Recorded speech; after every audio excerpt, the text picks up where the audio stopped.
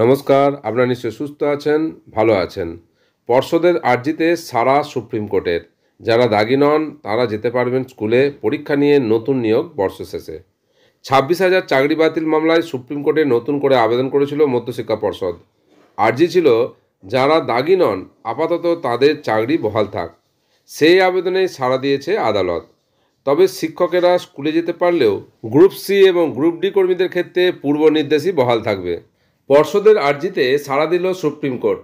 জানানো হলো দাগি অর্থাৎ টেন্টেড নন এমন শিক্ষকেরা আপাতত স্কুলে যেতে পারবেন। বৃহস্পতিবার শীর্ষ আদালতে প্রধান বিচারপতির বেঞ্চের নির্দেশ, আগামী 31শে মের মধ্যে রাজ্যকে হলফনামা দিয়ে জানাতে হবে তারা চলতি বছরেই নিয়োগ প্রক্রিয়া শেষ করবে।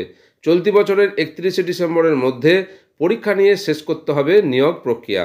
26,000 চাকরি বাতিল মামলায় সুপ্রিম কোর্টে নতুন করে আবেদন করেছিল মধ্যশিক্ষা পর্ষদ। রাজ্যের শিক্ষা ব্যবস্থার কথা মাথায় রেখে তাদের আর্জি ছিল যারা দাগি বা অযোগ্য হিসাবে চিহ্নিত নন আপাতত তাঁদের চাকরি বহাল থাক। বৃহস্পতিবার সেই আর্জিতেই পর্ষদের পক্ষে রায় দিয়েছে সুপ্রিম কোর্ট। প্রধান বিচারপতির বেঞ্চ জানিয়েছে দাগি কিংবা অযোগ্য নন এমন শিক্ষকরা স্কুলে যেতে পারবেন।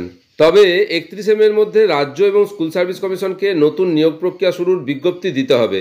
ওই মর্মে 31শে মের মধ্যে আদালতে হলফনামা দিয়ে তা জানাতে হবে। বর্ষ শেষের আগেই পরীক্ষা নিয়ে শেষ করতে হবে নিয়োগ প্রক্রিয়া।